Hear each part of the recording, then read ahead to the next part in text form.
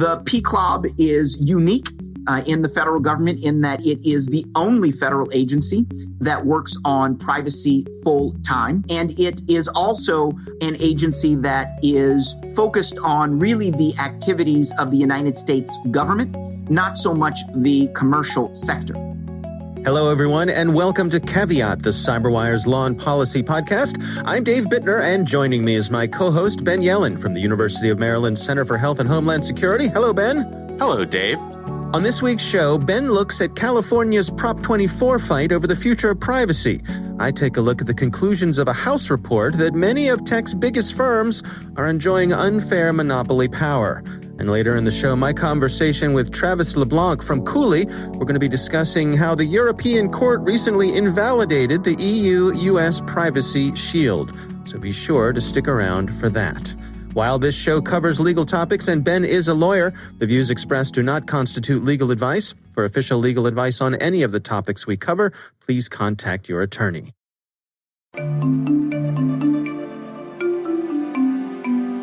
Today's program is made possible by the Hewlett Foundation Cyber Initiative. While government and industry focus on the latest cyber threats, we still need more institutions and experts who take a longer view. The Cyber Initiative supports a strong, diverse cyber policy field that offers thoughtful solutions to complex challenges for the benefit of societies around the world. Learn more at hewlett.org/cyber. All right, Ben, let's dig in here. But before we start in with our stories, time to, mark a little milestone for our own little show here. Absolutely. This is our 50th episode, so I guess that's the silver anniversary. That's right, yes. But just an important time to stop and pause. I think we've done, despite everything that's gone on in the world, we just skipped 2 weeks for the holidays. So this is also the 1-year anniversary of our podcast. It's been a pleasure. I hope everybody has enjoyed listening. Make sure you get your friends to subscribe and be part of the Caveat community. But thanks everybody who's contributed questions, comments. We really appreciate you listening and your support. Yeah, it's been a heck of a year to start a podcast, hasn't it? It really has. But if we can make it through this year, I should not jinx it. That's I'm right. not going to jinx it. It could always get worse. Yeah, and I echo what Ben says. Thanks to all of you for listening and providing us with the audience that you do and help spread the word. If you know anybody who you think might be interested in our show, please reach out and let them know about it. That's the best way for us to get more ears on the show. And of course, that makes our advertisers happy. And that's how we're able to keep this coming to you every week. All right. Well, let's jump in here with our stories. Ben, why don't you start things off for us? One of the things that's really torturous, to be frank, about being a California voter is you get a giant handbook. It's basically the size of like a high school textbook that describes all of the ballot propositions that you have to vote on in a general election. And one of the ballot propositions this year, Proposition 24, is about the California Consumer Protection Act. And this proposition would make a series of technical changes that, depending on who you talk to, either strengthens the law or weakens it.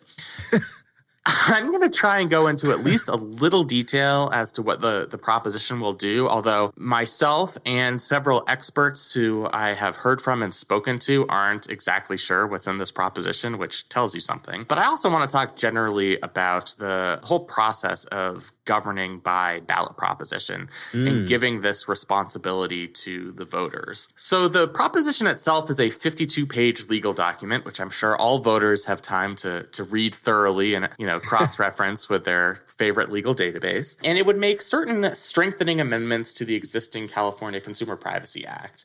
So a couple of things it would do that critics have raised as potential red flags is it would increase the use of what's called pay-for-privacy schemes, where individuals, if they pay for a premium service on a website, will not receive advertising, will not have their information sold to third parties. But if you don't buy into that system, then you will still have your information sold to third parties. You will lose those privacy protections.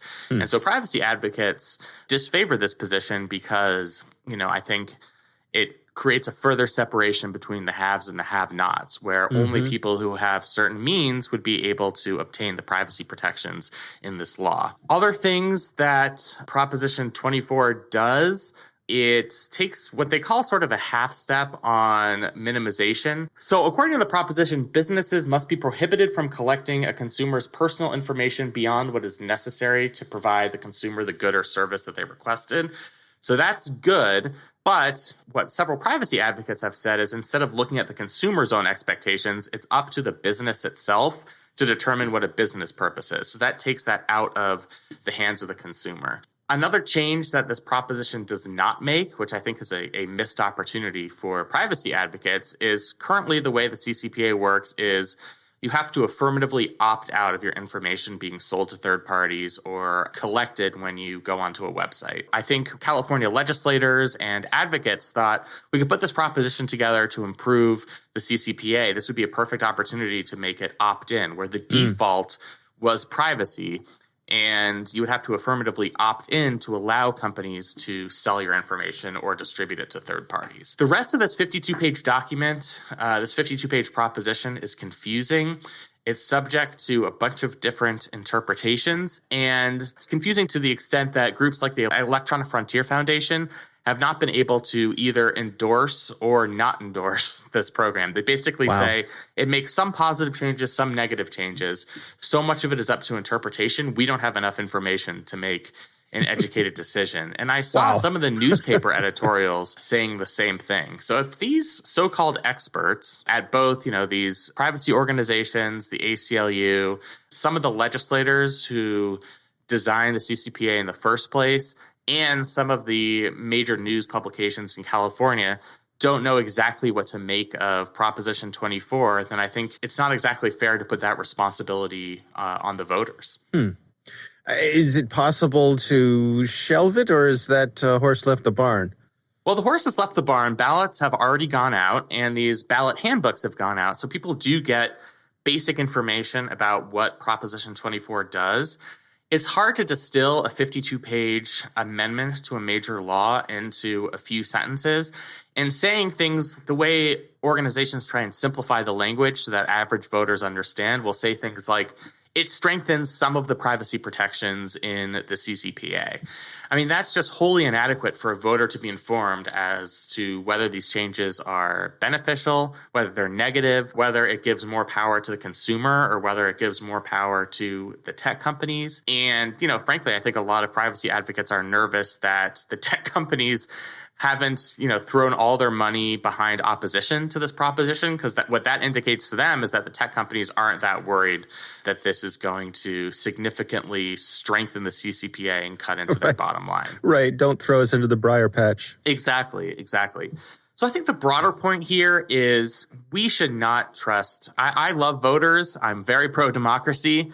But when we're talking about largely technical changes to an issue that I think, frankly, requires a lot of very specific expertise, that's not something that should be handed to the voters in a ballot proposition. And, I think that was a mistake by the advocates of this policy. I think they should have tried to work through the legislature. I think they had tried to do a ballot initiative on this, back in 2016 before the CCPA passed. For a bunch of reasons, that effort was not successful. They were able to succeed in the legislature, although that law has had its own flaws. So they thought they'd have another bite at the apple going to the voters. But I think that's just an unfair expectation to put on the voters, that they'd be able to understand and make educated decisions about such a complicated policy. So that's my little rant on the California proposition process. Can you give us a little insight as to why California does things this way? I mean, why do so many things end up on propositions in California when that doesn't happen, in other states? A couple of basic things. Getting something on the ballot for a proposition is relatively easy in California. It doesn't require a significant number of signatures, especially since it's such a large state with a large population. If you're determined enough and if you have interest group money behind you, you should be able to get enough signatures to get your ballot initiative on the ballot for that general election. So that's part of it. There are a lot of complicated historical reasons. A lot of times the California state legislature has not been responsive to the general political mood of the California electorate. And activists have taken matters into their own hands and tried to bypass the legislature by using this proposition process. And it's worked many times. Most famously, Proposition 13 in 1978 which capped property taxes in the state of California and had a really detrimental effect on public schools, but also was supported by a large majority of the population because it had that cut on property taxes, is something where that went against the desires of the legislature, but some anti-tax advocates were able to get it on the ballot and enact this provision into law via the proposition process. There are other complications. A lot of things in California law require supermajority passage in the state legislature, just based on past decisions that either the voters or the legislatures have made. So if it's something where the legislature can't secure a 2/3 vote majority to enact something into law, then the next best option might be to take that directly to the voters. To a certain extent, I think the idea behind it is admirable. You want to give the people a direct say in making policies. But from my perspective, the reason you elect legislators is they're supposed to represent the interests of their constituents. Right. And they're supposed to be the ones whose full-time job is to understand these issues and make well-reasoned, educated decisions on them. So, I think from my perspective, that's where the California proposition process really fails. And I will say, for those of you listening to this who are California residents who vote in California elections, it's hard for me to even talk about whether you should or should not support this initiative. It's almost besides the point. And I think it's not just me who's saying that. It's a lot of advocacy groups who see how complicated this is, who see that a lot of these technical changes are canceled out by other technical changes in this 52-page proposition. It's hard for a voter to know exactly what to do. And I think that speaks to the problems inherent in this process. Yeah, it's a law of unintended consequences, right? Absolutely, yeah. All right. Well, we'll see how that one plays out for sure. My story this week, this is a big one that dropped. The House of Representatives have released their report, 449-page report, which I'm sure you've read every page of, Ben. It's a real page turner, right? Yeah, all 400 some odd pages of it. Some light bedtime reading. Yeah. Sure. Well, if you have insomnia, this will fix that in a jiffy. So the House of Representatives in their antitrust subcommittee, they've been looking at some of the big tech companies, folks like Facebook, Amazon, Google, Apple, and they've been at this for about 16 months or so. And they released their report. And what they conclude is that these companies are enjoying monopoly advantages, and there needs to be some changes. In fact, they compare these companies to the era of the oil barons and railroad tycoons, which I suppose is effective rhetoric if you're going to be talking about monopolies. Absolutely. So I think it's interesting that this report came out. I think it's no surprise that these companies have been under scrutiny for the size of the size of influence that they have, the control over markets that they have.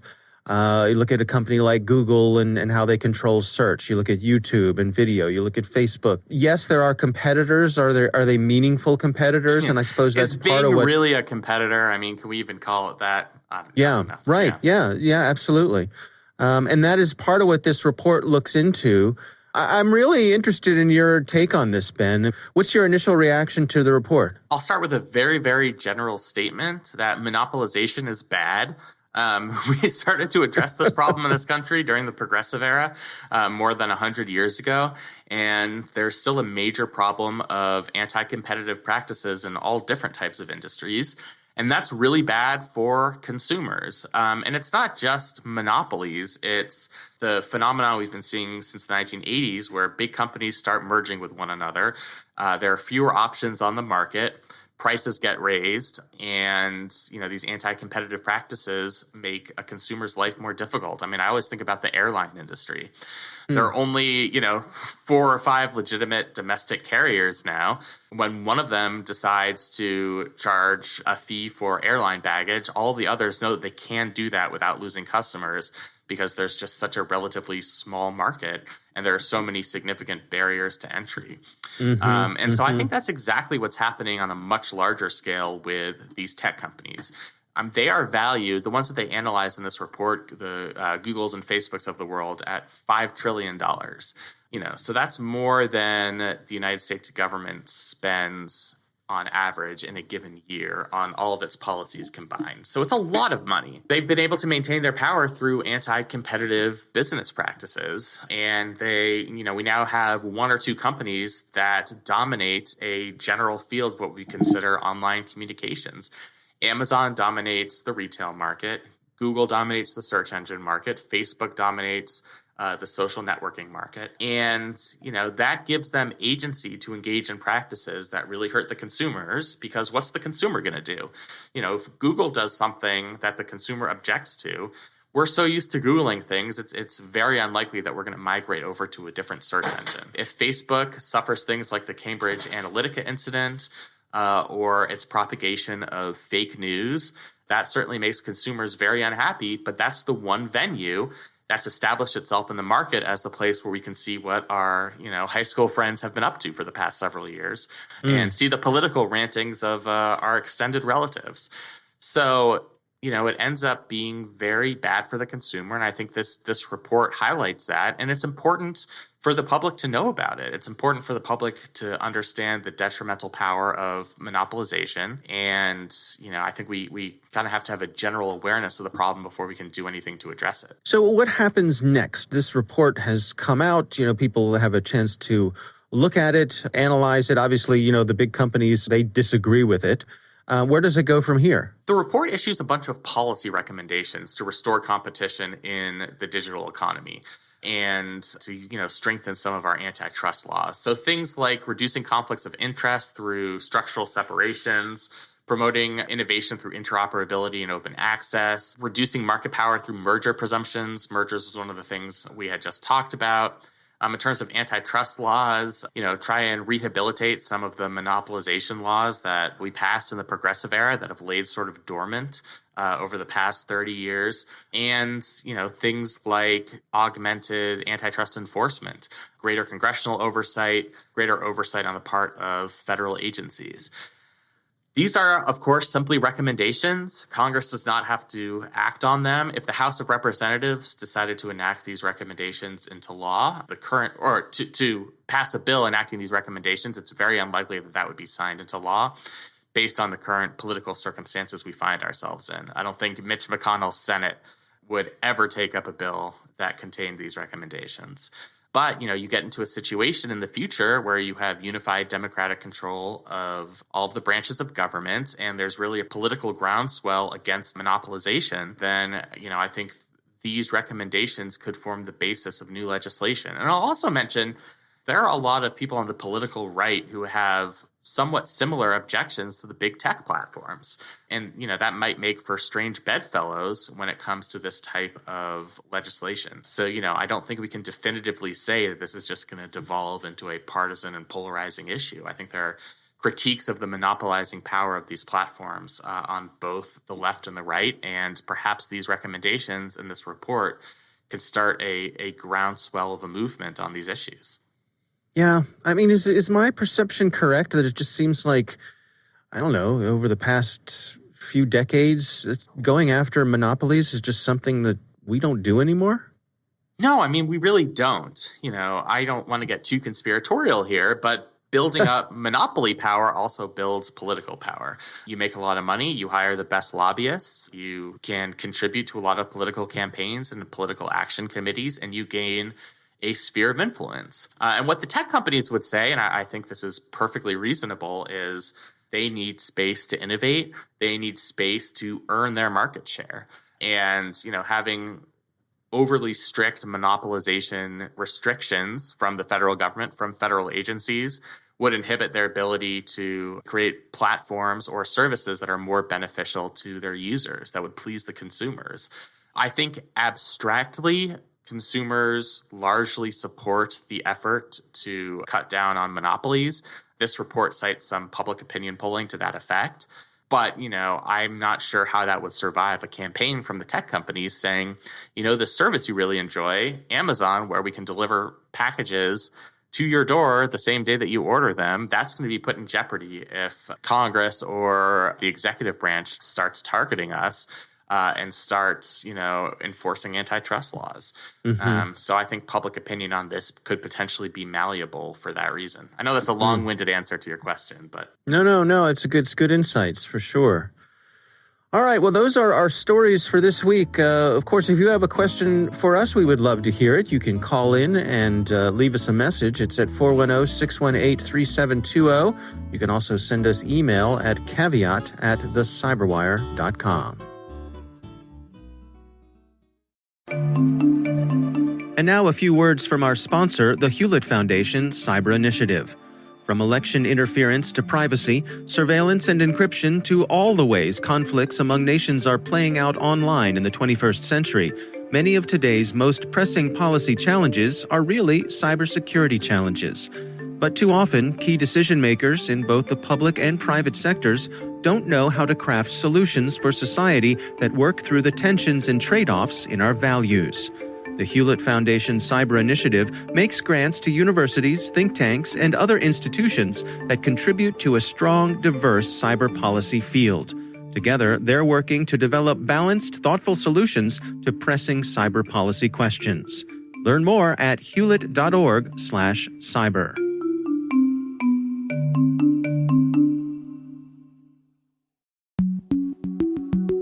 Ben, I recently had the pleasure of speaking with Travis Leblanc from Cooley, and we spoke about how the European Court recently invalidated the EU-US Privacy Shield.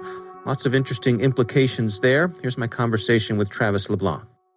Can you give us a kind of a brief overview of the history here and what led us to where we find ourselves today? I will do my best in a relatively short period because it is a rather extenuated history. Suffice it to say, I won't start at the beginning of time, but I will start with the original Schrems 1 decision that invalidated the safe harbor.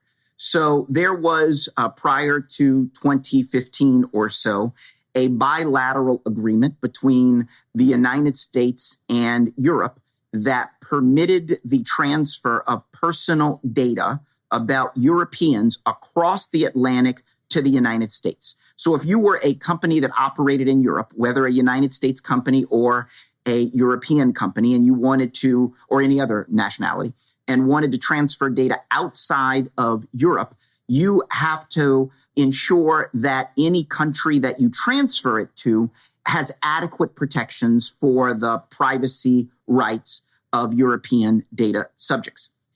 Safe harbor was the framework that the United States had negotiated with Europe for a determination of adequacy. In 2015 or so, there was a decision out of the European Court of Justice, Schrems, now known as Schrems 1. The case was brought by Max Schrems, who's an Austrian privacy activist. It was brought against Facebook and was challenging Facebook's transfer of data about Europeans to the United States and argued largely in part that the safe harbor framework was not an adequate protection under European law because the national security programs and activities of the United States government would require Facebook and any other company in the United States to permit access, to either permit it or to not have the ability to prevent access to access by the United States government to the personal data of Europeans. In 2015, the ECJ says that the protections due to the national security activities of the United States government were not adequate. Many of these activities had been exposed by Edward Snowden, and that is what became the basis of the lawsuit and much of the decision. Shortly after that decision came down, the United States and the European Commission went back to the table to negotiate a new agreement that would permit the transfer of personal data about Europeans to the United States. That new agreement was called Privacy Shield.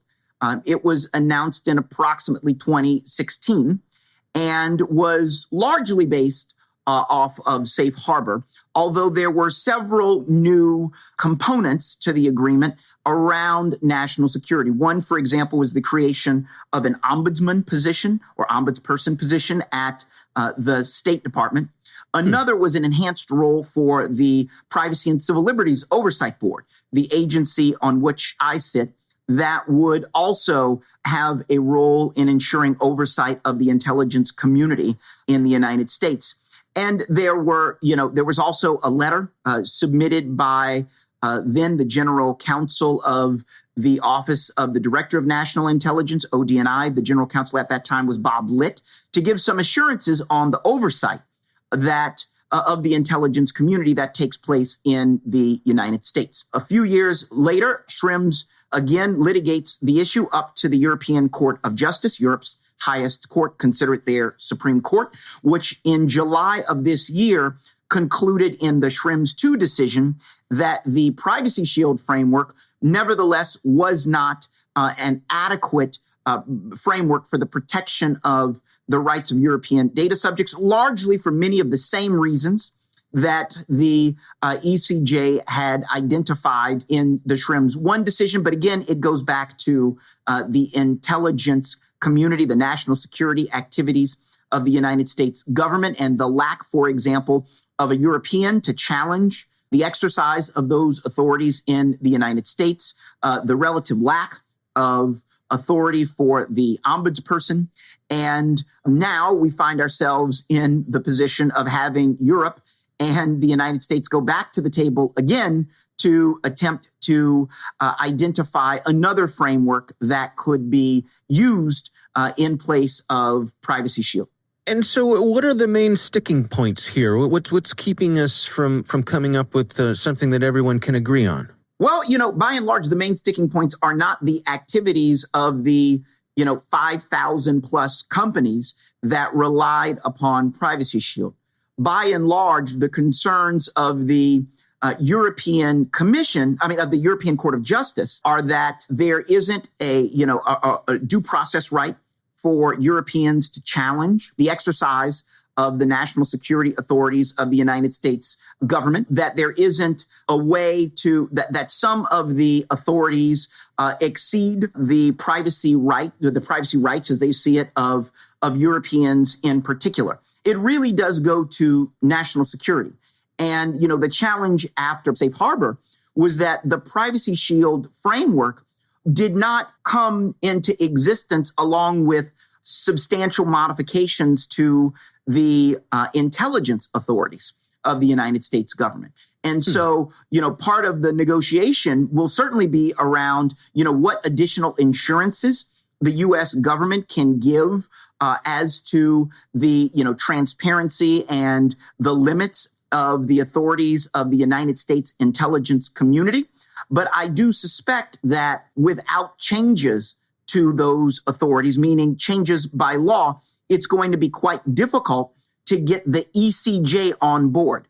What we've seen now is that the European Commission has been able to get assurances that the United States is satisfactorily, in their view, protecting the rights of European data subjects. Every year after Privacy Shield was implemented was an annual review where either the Americans go to Europe or the Europeans come to America for 2 days of meetings, where the representatives of the Europeans are largely, getting briefings and also asking a lot of questions about what the United States has done in the last year to ensure that it's able to meet its obligations under Privacy Shield. After each of those, the European Commission puts out a report on how the annual review went. And each time, the Europeans have concluded that the United States is satisfactorily meeting its commitments and therefore that the United States remain adequate. Here, however, the ECJ is disagreeing. And really is disagreeing not only with, what the United States government does, but is disagreeing with the judgment of the European Commission. And in many ways, the decision was, out of Schrems II was not just a criticism or a rebuke of the United States, but in many ways also the Commission itself. I think the challenge that they will face going forward as well is that much of the criticism around the United States intelligence community practices have resulted from the fact that the United States is more transparent than many other countries in the world, in part as a result of the Snowden disclosures, and that the United States has a lot of oversight and is willing to talk about the oversight that it has, whereas many other countries in the world don't. And so it's going to be really interesting to see whether, for example, the United Kingdom, which is no longer part of the European Union, will be deemed adequate by the Commission and also, frankly, by the ECJ. Many of the same concerns that the ECJ expressed about Europe would seem to apply equally to the United Kingdom. And so it will be interesting to see how the adequacy of the United Kingdom is assessed, as well as, frankly, other members of what are known as the Five Eyes countries, Australia, for example, New Zealand or Canada. And then the last thing I'll note is, many of the European countries engage in the same conduct that is frowned upon by the ECJ as the United States does. But, because of European law, those and the national security authorities are not considered, the national security authorities of European Union members are not considered by the ECJ in these circumstances for purposes of adequacy. So many of the European countries that also engage in the same activities don't have to stand to answer for these activities before the ECJ. Well, you mentioned oversight, and you serve on the Privacy and Civil Liberties Oversight Board. Can you give us some insights there? First of all, what is that group tasked with? What's your contribution there? The Privacy and Civil Liberties Oversight Board, the PCLOB, as the acronym goes, is a bipartisan, independent agency within the executive branch that is charged with ensuring that the counterterrorism programs of the United States government adequately balance privacy and civil liberties. The PCLOB was created out of a recommendation of the 9/11 Commission that, recognizing many of the new surveillance authorities that were being put in place to prevent another 9/11 also could impact and did impact privacy and civil liberties. We are a 5-member agency. There are 3, because the president is currently a Republican, there are 3 Republican members. There are 2 Democratic members. I'm one of the Democratic members. We're all nominated by the president and confirmed by the U.S. Senate. Only the chairman is full-time at the agency. The other 4 members are part-time, which allows me, for example, to continue to work at Cooley as a partner while also serving on the PCLOB. There is a full-time staff that works at the agency full-time every day. And largely, most people see us as the agency that oversees the intelligence community's surveillance authorities. And by intelligence community, that includes the CIA, the NSA, the FBI, the Department of Homeland Security, and about 12 or 13 other agencies. We all have security clearances at the top secret level, and we primarily do 2 types of projects. There are our oversight projects and there are our advice projects. The oversight projects involve the board identifying an issue, a program, or an activity that is worthy of an independent investigation, and usually a report is produced at the end. Probably the most famous of the board's oversight projects was of the 702 program after the Snowden leaks. But we recently put out a report earlier this year on an NSA program in connection with the USA Freedom Act that allowed the collection really in bulk of the call detail records of millions and millions and millions of calls. The program has now been shuttered after spending $100 million. It's now been shuttered and everything deleted about it. But we do oversight. We report to Congress as well as share our reports with the intelligence community when they are released and to the extent possible with the public. The other type of work that we do is advice. And in our advice capacity, components within the intelligence community will come to us and ask us to assist them with evaluating the privacy and civil liberties impacts of a program or activity of the government. Typically, we do not make those advice projects public, but we do several of them at any given time. The PCLOB is unique in the federal government in that it is the only federal agency that works on privacy full time. And it is also an agency that is focused on really the activities of the United States government, not so much the commercial sector.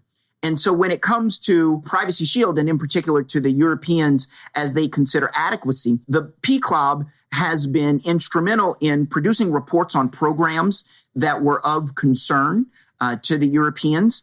It has also been instrumental in participating in the annual review with the Europeans as well.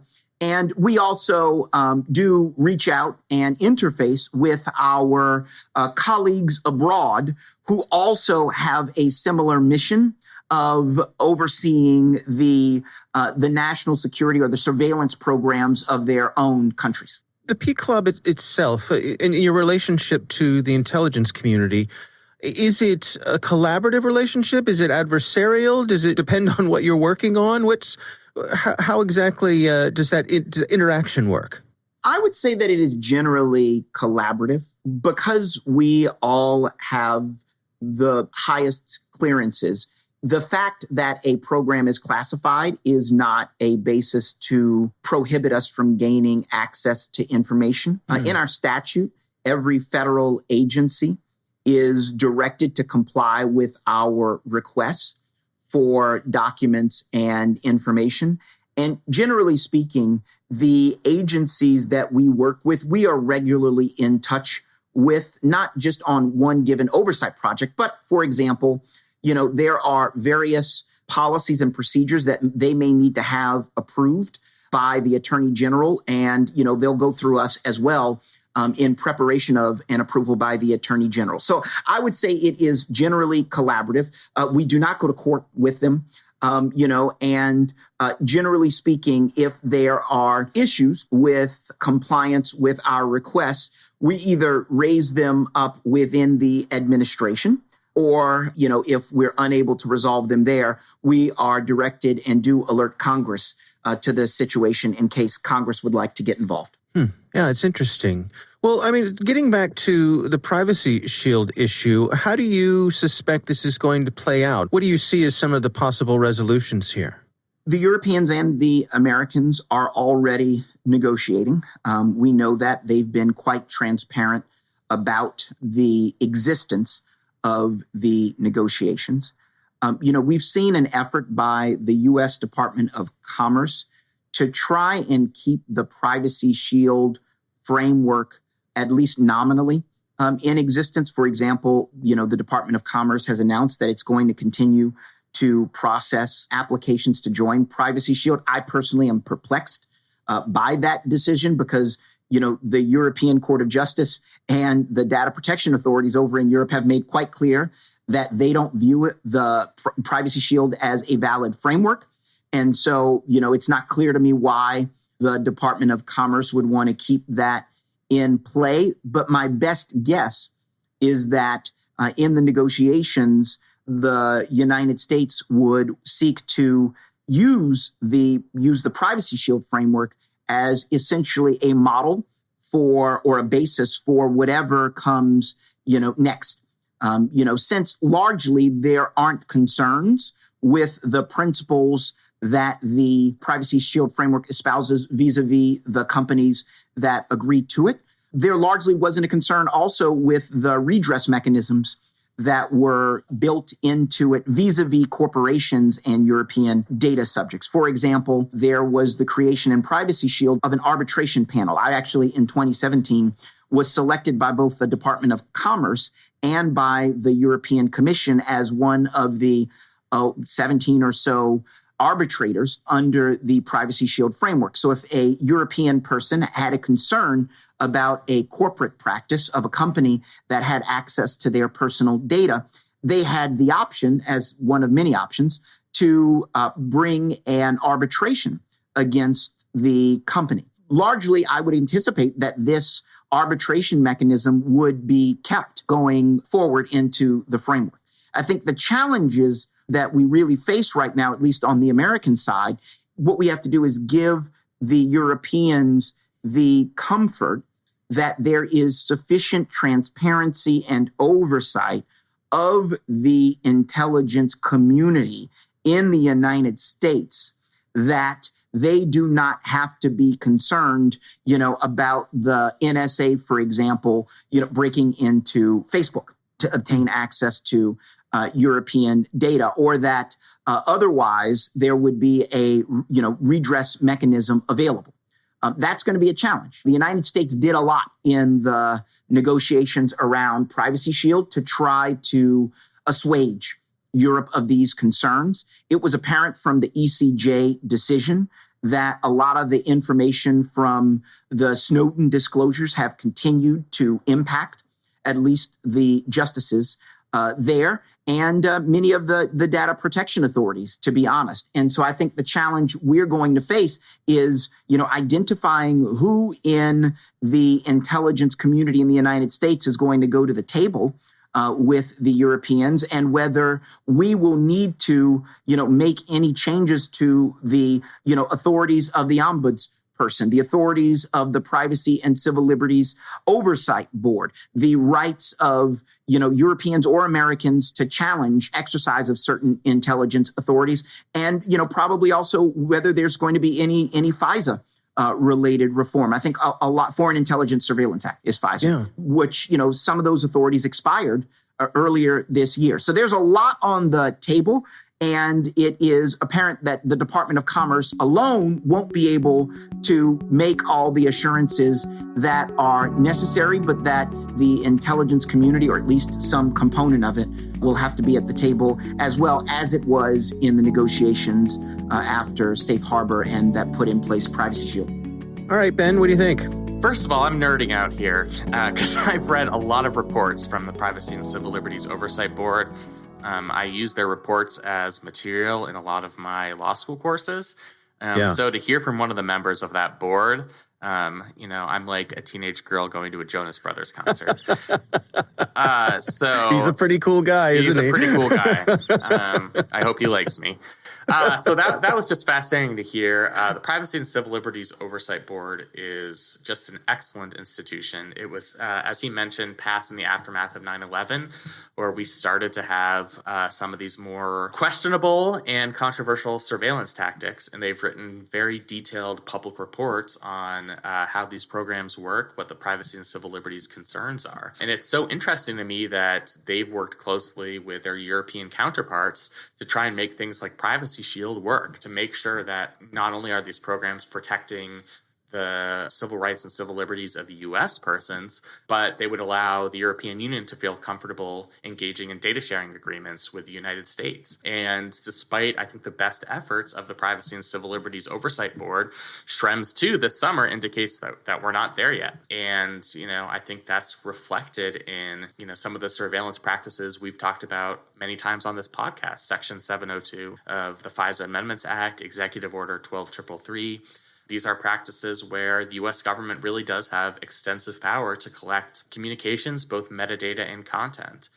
So it was just really interesting to hear his perspective on that. And I'm just really interested to see what happens now that we have to go back to the drawing board and, create a new data sharing agreement in the aftermath of this judicial decision. Yeah, I have to say, I really, truly enjoyed the conversation, and it was, it lifted my spirits to know that someone with his thoughtfulness and intellect is part of that organization, is on that board, is helping guide our movements and privacies in that area. I think it's easy to get down on this stuff, but when you actually speak to someone who clearly has Travis's capabilities, that was reassuring to me. It was. I think they're an extremely valuable agency. They issued some really critical reports on our surveillance practices back in 2014 that uncovered a lot of things that the public didn't know about. Now, I will say this. I know I've defended Edward Snowden, probably much to the chagrin of many of our listeners, several times on this podcast. Privacy and Civil Liberties Oversight Board was created in 2004, and I believe they did not hold their first meeting until 2013, after the Snowden disclosures.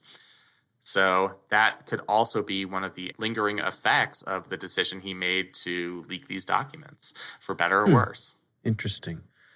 All right. Well, again, our thanks to Travis Leblanc from Cooley for joining us. Really interesting conversation there. We do appreciate him taking the time. Thanks to the Hewlett Foundation Cyber Initiative for supporting this week's show.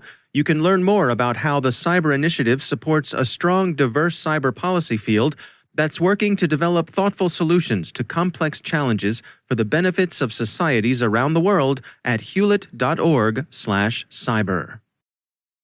That is our show. We want to thank all of you for listening. The Caveat podcast is proudly produced in Maryland at the startup studios of Data Tribe, where they're co-building the next generation of cybersecurity teams and technologies. Our coordinating producers are Kelsey Bond and Jennifer Iben. Our executive editor is Peter Kilby. I'm Dave Bittner. And I'm Ben Yellen. Thanks for listening.